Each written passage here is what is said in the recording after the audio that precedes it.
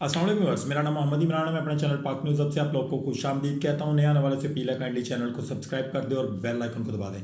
शुरू अल्लाह के नाम से जो बड़ा मेहरबान और नहायत रहम करने वाला है। व्यूअर्स, आज हम बात स्टार्ट करेंगे लाहौर हाई कोर्ट के अंदर होने वाले दिलखराश वाक़ये की। नॉन कस्टम जो गाड़ियाँ होती हैं जनाब, यानी कि जो कस्टम के वज़ीर हैं उनके मतलब बात की जाएगी। IMF का वक्त पाकिस्तान पहुंच चुका है, उसके रिलेटेड बात करेंगे। इमरान खान साहब के ऊपर जबर जो है वो बदस्तूर जारी है, उसके मतलब बात करेंगे। बात स्टार्ट करते हैं लाहौर हाई कोर्ट के अंदर होने वाले वाक़े के ऊपर। आज से कुछ दिन पहले लाहौर हाई कोर्ट के अंदर एक केस की सुनवाई थी, जिसके अंदर वहाँ पर जो मदई पार्टी थी उस बंदे ने अपने ऊपर पेट्रोल छिड़क कर अपने आप को आग लगा ली थी। और उसके बाद परसों वो बंदा जा बहक हो गया और वो कल के हकीकी से जा मिला। अच्छा, इसमें जो वाक़या पेश आया है, बजाय इसके कि हमारी जो लॉ इन्फोर्समेंट एजेंसीज़ हैं, हमारे जो कानून नाफज करने वाले इदारे हैं, हमारी जो अदालतें हैं, हमारी जो हाई कोर्ट है वहाँ की, और हमारे जो chief justice of high court Lahore हैं, उनको चाहिए था इस चीज़ का सख्त से सख्त नोटिस लिया जाए कि उस बंदे ने खुदकुशी क्यों की है और उसका केस क्या था और उस केस का फैसला जल्द अज जल्द सुनाया जा सकता।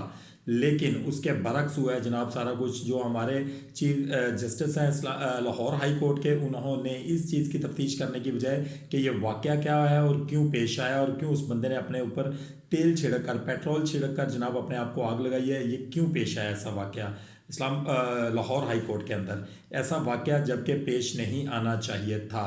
इस चीज़ को मद्देनज़र नहीं रखा गया, बल्कि इस चीज़ के ऊपर वर्किंग स्टार्ट कर दी गई और उस चीज़ की खोज लगाना शुरू कर दिया गया कि एक आदमी इस्लामाबाद हाई कोर्ट के अंदर, अदालत के अंदर तक कैसे पेट्रोल लेकर पहुंच गया। हमें तफ्तीश है ये करनी पड़ रही है कि वो पेट्रोल कैसे पहुंचा है। हमें तशवीश इस चीज़ की नहीं हो रही कि एक इंसानी जान का ज़िया हुआ है, वो बंदा अपने अपने बच्चों को यहाँ पर रोता हुआ छोड़कर इस दुनिया से चला गया है। आखिरकार जिस वक्त वो अल्लाह के हजूर पेश होगा, है तो उसकी खुदकुशी जनाब, उसको खुदकुशी नहीं करनी चाहिए थी, उसको अदालतों के थ्रू इंसाफ लेना चाहिए था। लेकिन हमारी अदालतों ने उसको इतना हाइपर किया कि वो बंदा अपनी जान से हाथ धो बैठा। खुदकुशी करने तक उसने खुदकुशी करने को उसने तरजीह दी, बजाय इसके कि वो अपने केस को परसू करता और अदालतों के थ्रू वो केस जीतता। हमारी अदालतें, हमारा निज़ाम कहाँ पे खड़ा है और पाकिस्तान किस जगह पे सर्वाइवल कर रहा है। हमें सब अच्छा दिखाया जा रहा है, जबकि पाकिस्तान के अंदर जो कानून नाफज करने वाली हमारी अदालतें हैं, उन्हीं के अंदर इंसान लोग पाकिस्तान के खुदकुशियाँ कर रहे हैं। किस वक्त ये सारे मामला रुकेंगे और हमारी अदालतें जो हैं वो होश के नाखून लेंगी और लोगों के केसों की सुनवाई प्रॉपरली टाइम के ऊपर होगी और लोग यही इन्हीं अदालतों से इंसाफ लेकर बाहर निकलेंगे। कब वो दिन आएगा? अगर हमारी ये गवर्नमेंट जो है इस चीज़ के ऊपर फोकस नहीं करती तो फिर ये कहना गलत नहीं होगा कि पाकिस्तान के अंदर लाकानूनियत ऑलरेडी बहुत ज़्यादा है और फिर आने वाले दिनों में इसको मज़ीद जो है वो बिगाड़ने की कोशिश की जा रही है। पाकिस्तान उस वक्त तक मुस्तहकम नहीं हो सकता जिस वक्त तक हमारे अदारे मुस्तहकम नहीं होते, हमारी अदालतें मुस्तहकम नहीं होती, इसके अंदर इंटरफेरेंस बंद नहीं होती। कस्टम के जो हमारे वज़ीर साहब हैं, कल उनकी आमद थी जनाब, कल नहीं बल्कि 2-3 दिन का ये पहले का वाक़या है, जो कि आज बहुत से सहाफ़ी इसको रिपोर्ट कर रहे हैं। वज़ीर साहब का जो कस्टम की डायरेक्टर थी, जो उनको ऑर्डर किया गया जी नॉन कस्टम जो गाड़ी है वो मेरे लिए भिजवाई जाए और उसके लिए जो हाई ऑफिशियल गाड़ियाँ होती हैं, यानी कि नॉन कस्टम आपको पता है VA टाइप्स गाड़ियाँ पकड़ी जाती हैं या इससे भी हाई गाड़ियाँ पकड़ी जाती हैं। और वो कहते हैं कि हाई लेवल की गाड़ी जो है वो मेरे प्रोटोकॉल के साथ शामिल की जाए, बल्कि मेरे लिए वो भेजी जाए। जिसके ऊपर जो डायरेक्टर थी उन्होंने एक गाड़ी अरेंज करवाई और वज़ीर साहब को भेजी गई। जब वज़ीर साहब के पास वो गाड़ी पहुंची तो वज़ीर साहब को गुस्सा इस चीज़ के ऊपर आया कि उसके ऊपर झंडा क्यों नहीं लगा हुआ, क्योंकि वज़ीर साहब की जनाब ज़ाहिर बात है एक प्रोटोकॉल होता है और उस प्रोटोकॉल को मद्देनज़र रखते हुए वो झंडा लगना बहुत ज़रूरी था, चाहे वो रात को 1 बजे ही गाड़ी क्यों ना मंगवाई जाती। उसके ऊपर जो 20वें ग्रेड की ऑफिसर थी, उनका ये कहना था कि जनाब मेरा काम झंडे लगाना नहीं है, हम झंडा दिन की रोशनी में लगाया जा सकता है, ना कि रात के इस पहर में आपको किसी वर्कशॉप को ओपन करवा के और उसके फेंडर के अंदर सुराख करवा के वो झंडा डंडे के ऊपर लगवा कर दूँ। तो इसके ऊपर जनाब वज़ीर साहब ने वेरी नेक्स्ट डे उनकी मौतली के ऑर्डर जारी किए और उनको घर भेज दिया। ये मेरिट के ऊपर ऑलरेडी काम नहीं हुआ था। अगर मेरिट के ऊपर ये काम किया जाता तो गाड़ी भिजवाई ही ना जाती। गाड़ी भेजी गई, प्रोटोकॉल पूरा देने की कोशिश की गई, लेकिन झंडा ना लगने की वजह से और उनको ऊपर से इस तरह का जवाब वजीर साहब को मिलने की उम्मीद नहीं थी जो जवाब उस 20वें ग्रेड की लेडी ने दिया और इस वजह से उनको जो है घर भेज दिया गया। और अगर यही जवाब वो पहले दे देती कि सर मेरा काम नहीं है कि मैं नॉन कस्टम गाड़ियाँ आप लोगों को प्रोवाइड करूं और ना मैं ये कर सकती हूं, तो आज इसका रद्द-ए-अमल अवाम के दरमियान कुछ और होता है, जो कि अवाम अब ये सोच रही है कि अगर आपने मुअत्तल ही होना था तो आप जनाब ये भी जवाब दे सकती थी कि मेरे पास आपको प्रोटोकॉल देने के लिए कोई ऐसी गाड़ी अवेलेबल नहीं है, या मेरा ओहदा मुझे इस चीज़ की इजाज़त नहीं देता कि मैं आपको प्रोटोकॉल देने के लिए कोई भी नॉन कस्टम गाड़ी जो है वो आपके पास भेजूं। तो आज आपकी रिस्पेक्ट मैडम कुछ और होती अगर आपने प्रोटोकॉल देने से इनकार किया होता। बहरहाल वज़ीर साहब को भी सोचना चाहिए था कि वो कस्टम के वज़ीर हैं, और वैसे ये गवर्नमेंट जो है हमारी ये कहती है कि इमरान खान साहब 2 नंबरियाँ करते रहे हैं, इमरान खान साहब को जेल के अंदर इन्होंने रोका हुआ है, लेकिन इनको ये नहीं पता ये ख़ुद और इनके वज़रा हज़रात क्या कर रहे हैं। IMF का वफ्द पाकिस्तान पहुंच चुका है और $7 अरब की जो किस्त है ये जनाब अदा की जाएगी पाकिस्तान को इस महीने में, और में भी हो सकता है कि पॉसिबिलिटी है कि अदा कर दी जाए। ये जो किस्त है जो 7 अरब की ये जो डॉलर की जो किस्त है ये क्यों और कैसे अदा की जाएगी, क्योंकि पाकिस्तान की जो अवाम है उसको बेवकूफ़ बनाना थोड़ा सा आसान होता है। आप क्या करते हैं, आप पहले पेट्रोल को 300 रुपये पर लेकर जाते हैं, उसके बाद फिर 90, फिर 85, फिर 80, फिर 75, फिर 70 के ऊपर 270, 265, 60, इस तरीके से कर करके आप उसको नीचे लेकर आते हैं और अवाम कहती है बल्ले भी शाबाश जनाब आपने बहुत ज़बरदस्त काम किया है। हालांकि आप अवाम के जूते अवाम के सर के ऊपर ही मार रहे होते हैं। अवाम को इस चीज़ की समझ नहीं आती और अवाम सड़कों पर आना तो बिल्कुल पसंद नहीं करती, क्योंकि अवाम को पता है कि अगर हम सड़कों पर आएँ तो हमारे कारोबार बंद कर दिए जाएंगे, हमारे घरों की चादर और चारदीवारी का तकद्दस पामाल किया जाएगा, हमें जेलों में डाला जाएगा और हमारे घर वालों को भी उठाने के चांसेस हो सकते हैं। इसलिए ख़बरदार हम लोग सड़कों पर नहीं आएंगे, लिहाजा जो जूते हैं आपने में मारने हैं मार लें।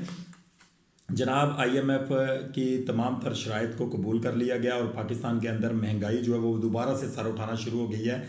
अगर आप ये रमज़ान स्टार्ट होते साथ देखें तो कोई किसी किस्म के कमिश्नर्स वगैरह आपके इलाकों के अंदर गश्त नहीं कर रहे, कोई नहीं चेक कर रहा कि जो रेट हैं चीज़ों के वो कहाँ तक पहुँच चुके हैं, जो फ्रूट्स के रेट हैं वो कहाँ तक पहुँच चुके हैं, जो दूसरी चीज़ें हैं, जो दीगर चावल, चीनी, इस तरह की जो बेसन और इस तरह की जो चीज़ें हैं उनके रेट्स कहाँ तक पहुँच चुके हैं। क्योंकि कमिश्नर साहब जो हैं तमाम तार इलाकों के, उनको कमीशंस, उनको पैसे उनके टेबल्स के ऊपर मिलते हैं, तो उनको क्या ज़रूरत है बाहर जाके खवारी काटने की सड़कों के ऊपर, बारिशों के अंदर, धूप के अंदर, या इस तरह के तमाम तर मामलात को हाईलाइट करने की, जबकि उनको तमाम तर चीज़ें घर बैठे बिठाए ऑफिस में बैठे बिठाए मिल रही हैं।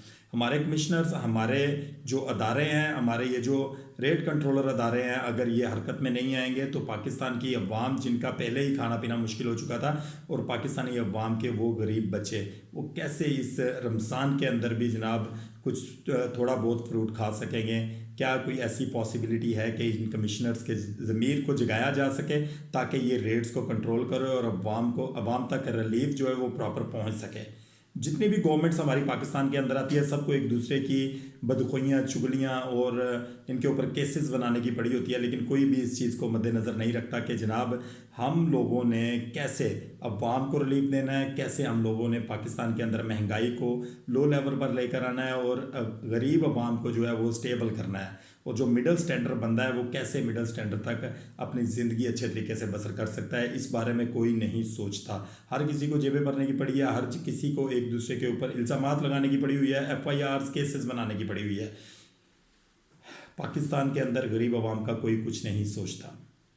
दूसरी जानब जनाब आप लोगों को ये बात बाखूबी पता है कि इमरान खान साहब के ऊपर सख्तियाँ मज़ीद बढ़ा दी गई हैं। इमरान खान साहब के को किसी भी किस्म का कोई भी रिलीफ देने से इनकार कर दिया गया है। इमरान खान साहब के जो उनका जो सिक्योरिटी हसार उनके चारों तरफ लगाया गया, उसके ऊपर इतनी कड़ी निगरानी की जा रही है और उसके ऊपर इतनी सख्ती की जा रही है कि इमरान खान साहब को किसी किस्म की कोई भी रिलैक्सेशन ना दी जाए। जबकि रमज़ान है, रमज़ान के अंदर अगर आप नॉर्मली देखें तो पूरी दुनिया के अंदर आप देखते हैं कि लोगों को, कैदियों को रिलीफ दिया जाता है, लेकिन पाकिस्तान के अंदर सिर्फ एक कैदी है इमरान खान जिसके लिए कोई रिलीफ नहीं है। बाकी तमाम तर कैदी मस्जिद के अंदर प्रॉपरली तौर पर नमाज़ पढ़ सकते हैं, तरावी पढ़ सकते हैं, लेकिन पाकिस्तान के अंदर इमरान खान जो कैदी है, क्योंकि उसने पाकिस्तान का इतना नुकसान किया है कि उसको जीने तक का कोई हक नहीं है, उसको मेरा ख्याल है वैसे ही तख्तेदार पर लटका देना चाहिए ताकि किस्सा ही ख़त्म हो। पाकिस्तान के अंदर जो हमारा सोशल मीडिया है, उसके अलावा जो हमारा इलेक्ट्रॉनिक मीडिया है, अगर आप उसको ऑन कर लें टीवी के ऊपर जनाब, तो आपको पता चलेगा कि पाकिस्तान के अंदर सिर्फ इमरान खान ही है और इमरान खान ही एक ऐसा वाहिद पर्सन है जो चोर है, बाकी पूरा पाकिस्तान ईमानदार है। इमरान खान आई है जिसने पाकिस्तान का बेड़ा गर्क किया, बाकी सब ने पाकिस्तान को चार चांद लगाए हैं। इमरान खान ही है जिसने पाकिस्तान की कश्ती, चलती हुई कश्ती को डुबो दिया है और बाकी सारे जो है वो पाकिस्तान की कश्ती को बड़े अच्छे तरीके से चलाते हैं। और इमरान खान ही है जिसने पाकिस्तान का नाम पूरे दुनिया के आगे डुबोया और बाकी तमाम तर लोगों ने पाकिस्तान का नाम रोशन किया है। IMF की जो किस्त है वो आपको कैसे मिलेगी अगर अमेरिका आपसे राज़ी होगा? तो अमेरिका उस वक्त तक आपसे राज़ी नहीं होगा जिस वक्त तक जो आपकी पहले जो बाइडन के साथ जो आपकी गुफ्तगू चल रही थी उसके मुताबिक अगर आप काम करेंगे तो फिर ट्रंप हुकूमत जो है वो आपको साथ देगी, आपका साथ देगी। अगर आप ट्रंप हुकूमत को आंखें दिखाएंगे तो फिर आप किस जगह पर स्टैंड करेंगे? इमरान खान साहब के लिए रिलीफ इनकी गवर्नमेंट कभी भी नहीं देगी। पाकिस्तान की अवाम और तहरीक इंसाफ के वो रहनुमा जो थोड़ी बहुत शर्म व हया रखते हैं, अगर वो इमरान खान साहब की खातर आवाज़ निकालते हैं, बाहर निकलने की कोशिश करते हैं, तो फिर ही कोई हल्ला गुल्ला हो सकता है। अदरवाइज़ आप ये बात भूल जाएं कि इमरान खान साहब को ये लोग बाइज़्ज़त तौर पर बरी कर देंगे, ऐसा पॉसिबल नहीं है। पाकिस्तान की अवाम को बाहर निकलना पड़ेगा। अगर आपको कोई लीडर नहीं भी मिलता तो आप अपने बलबूते के ऊपर अगर इमरान खान साहब को सही सलामत देखना चाहते हैं और इमरान खान साहब को ही पाकिस्तान का नेक्स्ट प्राइम मिनिस्टर देखना चाहते हैं, तो आपको इमरान खान साहब की खातर कुर्बानी देनी पड़ेगी और किसी भी कुर्बानी से दरेग नहीं करना चाहिए। और अगर आप ये सोचते हैं कि इमरान खान इस लायक है कि इमरान खान साहब को बाहर निकाला जाए और इमरान खान साहब को next prime minister of Pakistan बनाया जाए, तो फिर आप लोगों को इसके लिए स्ट्रगल करनी पड़ेगी। आप लोगों को अपने बच्चों के मुस्तकबिल के लिए स्ट्रगल करनी पड़ेगी। हमें ये कहकर चुप करवा दिया गया है जनाब कि रमज़ान है, रमज़ान के बाद देखेंगे। इसी तरीके से रमज़ान के बाद ये 10-15 दिन फिर छोटा सा अल्लाह गुल्ला करेंगे, फिर आप ये कहेंगे अब बड़ी ईद है तो बड़ी ईद के बाद देखेंगे। ये इमरान खान साहब को जेल के अंदर रखने की ज़्यादा तैयारियां करने की कोशिश कर रहे हैं। इवन के इमरान खान साहब को ये तख्तादार तक ले जाने के लिए भी देर नहीं लगाएंगे। मेरी दुआ है कि अल्लाह ताला हमारे मुल्क के ऊपर किसी ऐसे हुक्मरान को मुसल्लत करे जो हमारे मुल्क को कानून, शरीयत और इस्लाम के मुताबिक चलाए। मेरी ये भी दुआ है कि आप और आपकी फैमिली जहाँ भी रहे खुश रहे। पाकिस्तान जिंदाबाद।